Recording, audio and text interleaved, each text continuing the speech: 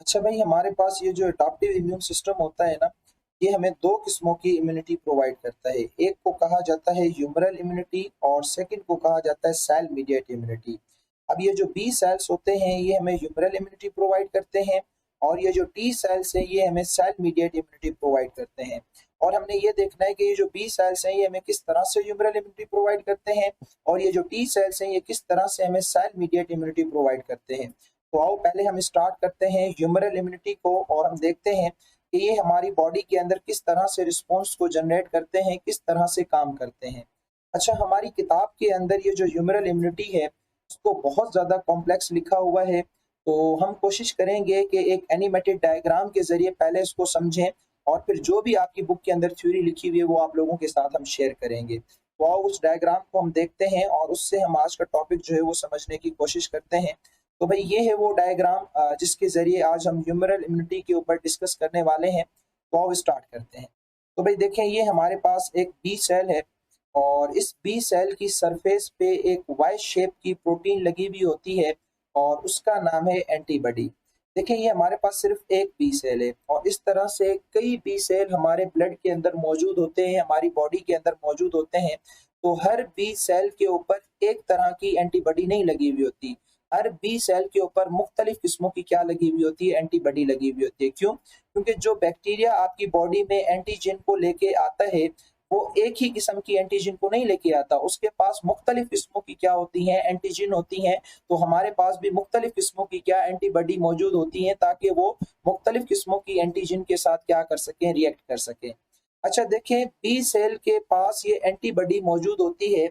इसके साथ साथ बी सेल के पास एक और चीज भी मौजूद होती है जो कि कहलाती है इसकी सेल्फ एंटीजन।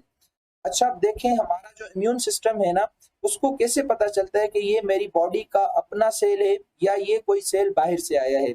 जो बॉडी के अपने सेल होते हैं ना, उनके ऊपर लगी हुई होती हैं सेल्फ एंटीजन।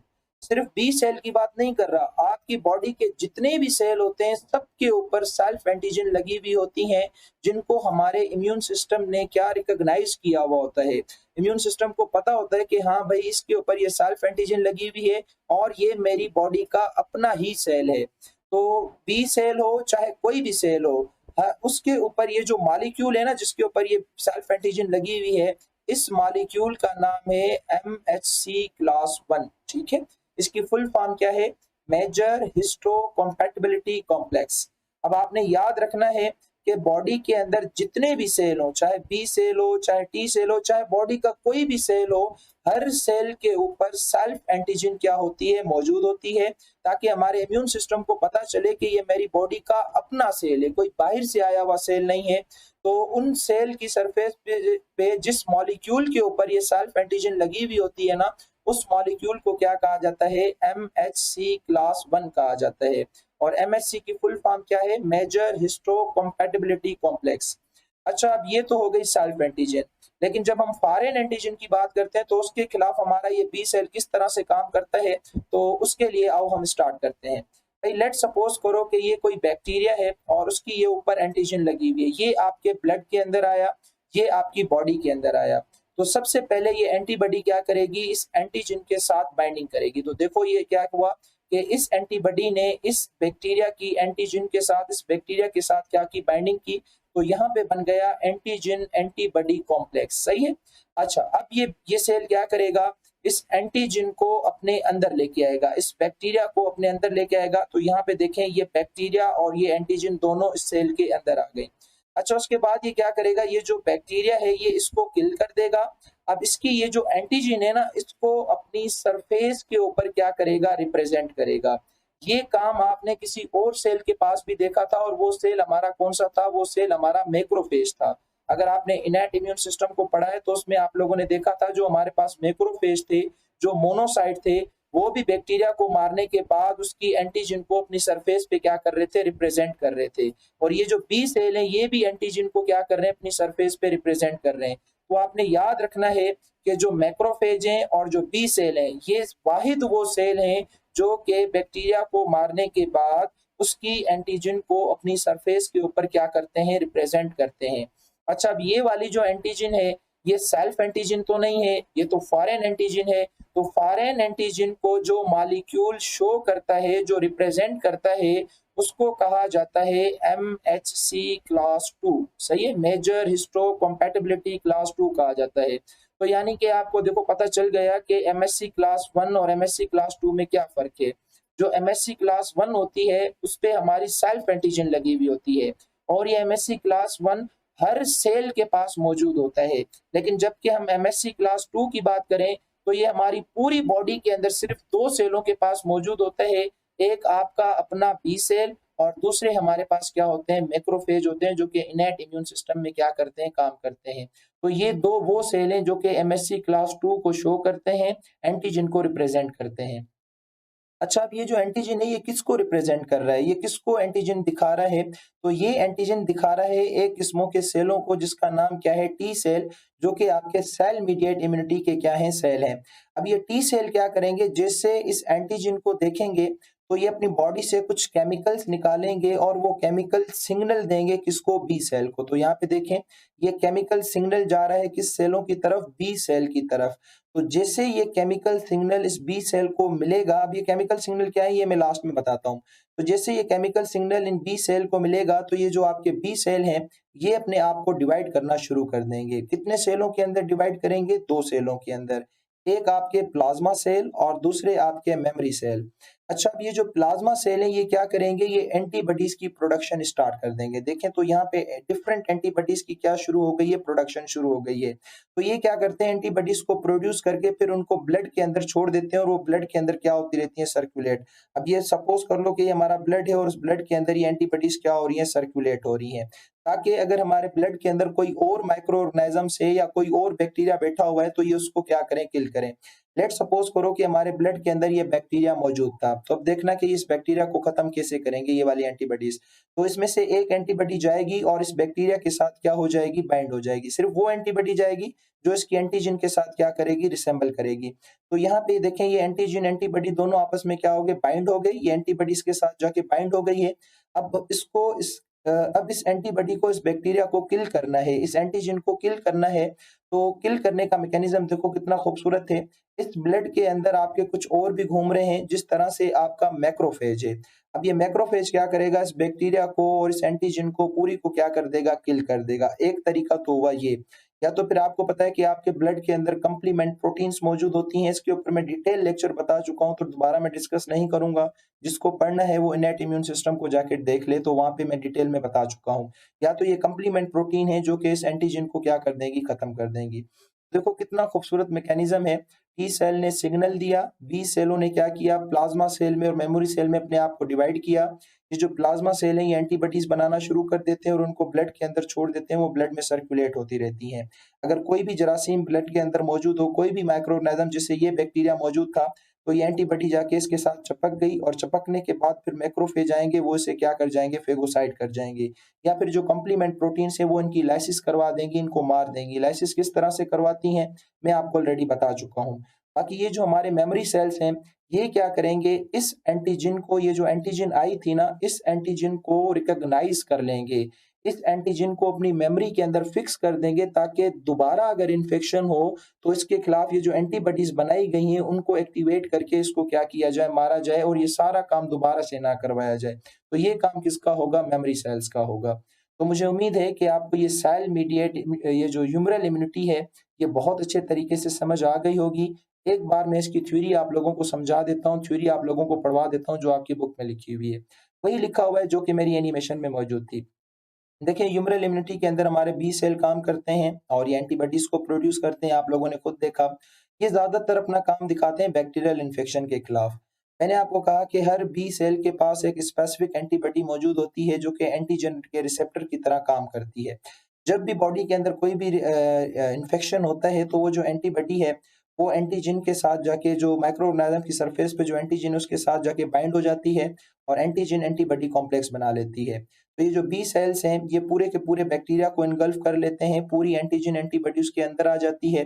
पूरे बैक्टीरिया को डिस्ट्रॉय कर देते हैं सिवाय उसकी एंटीजन को। फिर उस एंटीजन को क्या करते हैं, उस एंटीजन को ये किल नहीं करते जो माइक्रो ऑर्गेनिजम्स की सरफेस पे क्या होती है, मौजूद होती है। क्यों किल नहीं करते? क्योंकि ये जो बीटा सेल्स हैं उस एंटीजन को क्या करते हैं, अपनी सरफेस पे शो करते हैं, और उस मॉलिक्यूल को क्या कहा जाता है, MHC क्लास 2 कहा जाता है, मेजर हिस्टो कंपैटिबिलिटी क्लास 2। और उस एंटीजन को शो किसको करवाते हैं, टी सेल्स को। और टी सेल्स फिर क्या करते हैं, कुछ केमिकल सीक्रेट करते हैं जो कि बी सेल्स की डिवीजन करवाते हैं। किसके अंदर डिवीजन करवाते हैं भाई, plasma cells and memory cells के अंदर। फिर आपने देखा कि जो प्लाज्मा सेल्स थे वो फर्दर एंटीबॉडीज प्रोड्यूस कर रहे थे और ब्लड के अंदर उनको सर्कुलेट करने के लिए छोड़ दिया, ताकि जो भी ब्लड के अंदर माइक्रोब्स है ये उसको जाके क्या करें, किल करें। तो ये उसी वक्त इफेक्ट प्रोड्यूस करते हैं, तो इसलिए प्लाज्मा सेल्स को दूसरा क्या कहा जाता है, इफेक्टर सेल्स भी कहा जाता है। और मैंने आपको बताया कि जो मेमोरी सेल्स हैं ये फिर हमें फ्यूचर में क्या प्रोवाइड करते हैं, इम्यूनिटी प्रोवाइड करते हैं, ताकि अगर दोबारा री इन्फेक्शन हो तो उसके खिलाफ ये लंबा चौड़ा प्रोसेस ना चलाया जाए, उसको डायरेक्ट क्या किया जाए, किल किया जाए। और मैंने आपको बताया कि ये जो प्लाज्मा सेल्स एंटीबॉडीज बनाते हैं, जब ये एंटीजन के साथ बाइंड होती हैं तो फिर उनको फेगोसाइट करवाया जाता है मैक्रोफेज से, या फिर उनको लाइस्ड करवाया जाता है, तोड़ा जाता है, किसकी मदद से, कंप्लीमेंट प्रोटीन की मदद से। अच्छा, उसके अलावा कुछ बैक्टीरिया ऐसे होते हैं जो कि टॉक्सिन्स वगैरह को भी छोड़ देते हैं ब्लड के अंदर, तो उन टॉक्सिन्स को न्यूट्रलाइज करने की जिम्मेदारी भी किसकी होती है, उन्हीं एंटीबॉडीज की जो किसने बनाई हुई होती है, प्लाज्मा सेल्स ने। मुझे उम्मीद है कि यहाँ तक वाला जो टॉपिक है ह्यूमरल इम्यूनिटी का, ये आपको बहुत अच्छे तरीके से समझ आ गया होगा। ये वो इमेज थी जिसके जरिए मैंने आज का टॉपिक आप लोगों को समझाया। अब हम थोड़ी सी बात कर लेते हैं किसकी, सेल मीडिएट इम्यूनिटी की। वो भी बहुत आसान है, इतनी ज्यादा वो मुश्किल नहीं है। तो ये हमारे पास सेल मीडिएट इम्यूनिटी है। ये जो सेल मीडिएट इम्यूनिटी है इसके अंदर टी सेल्स काम करते हैं, बी सेल्स का कोई लेना देना इसके अंदर नहीं है। और ये जो टी सेल्स हैं ये एंटीबॉडीज की प्रोडक्शन नहीं करवाते, ये डायरेक्ट उसको माइक्रो ऑर्गेनिजम्स को क्या कर देते हैं, किल कर देते हैं, या फिर ये इन्फ्लामेटरी रिस्पॉन्स जनरेट करवाते हैं। और इन्फ्लामेटरी रिस्पॉन्स जो है वो ऑलरेडी मैं आप लोगों के साथ शेयर कर चुका हूँ इनेट इम्यून सिस्टम के अंदर। तो ये कहता है कि ये वाली जो इम्यूनिटी है ये हमें डिफेंस देती है किसके खिलाफ, वायरस के खिलाफ। ज्यादातर जो पैरासाइट्स होते हैं या जो फंजी वगैरह या जो ट्यूमर कैंसरस सेल्स होते हैं उनके खिलाफ ये जो सेल मीडिएट इम्यूनिटी है ये काम करती है। इसके अंदर 3 किस्मों के सेल होते हैं, एक हेल्पर सेल्स, दूसरे साइटोटॉक्सिक टी सेल्स, और तीसरे होते हैं हमारे पास सप्रेसर टी सेल्स। ये बहुत आसान है। देखिए, मैंने आप लोगों से कहा था कि हमारे पास MSc क्लास 1 भी मौजूद होती है और MSc क्लास 2 भी मौजूद होती है। अब आपको कैसे पता चलेगा कि MSc क्लास 1 जो है वो सेल्फ एंटीजन है और MSc क्लास 2 जो है वो हमारे पास सेल्फ एंटीजन नहीं, फॉरेन एंटीजन है? तो उसके लिए भी हमारे WBC के कुछ खास सेल होते हैं। जैसे ये जो हेल्पर टी सेल हैं, ये रिकॉग्नाइज करते हैं MSc क्लास 2 को, और ये बी सेल्स को जाके क्या करते हैं, एक्टिवेट करते हैं, ताकि वो डिवाइड होके प्लाज्मा सेल, मेमोरी सेल बनाए, ताकि ज्यादा से ज्यादा एंटीबॉडीज बने और उनके खिलाफ एक्शन लिया जाए। तो ये होता है हेल्पर टी सेल्स का काम।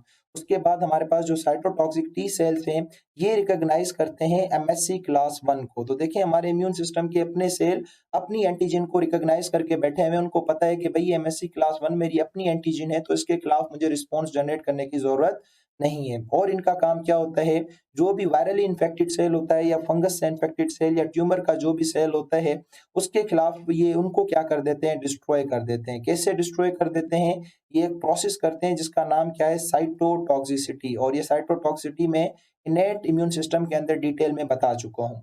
और ये बातें भी मैं आप लोगों को बता चुका हूँ कि हमारे पास MSc जो है वो दो टाइप्स की होती हैं। एक MSc क्लास 1 और दूसरी MSc क्लास 2। MSc क्लास 1 पे सेल्फ एंटीजन होती है, मैंने आपको दिखा भी दिया।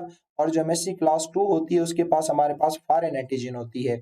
और मैंने आपको बताया कि ये जो MSc क्लास 2 है ये सिर्फ 2 सेलों के पास होती है, एक बी सेल और दूसरे मैक्रोफेज या जिन्हें हम मोनोसाइट्स कहते हैं।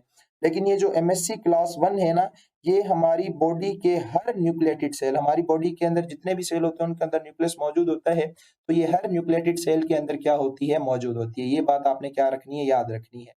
बाकी बचे हमारे पास कौन से सेल, सप्रेसर सेल्स बचे।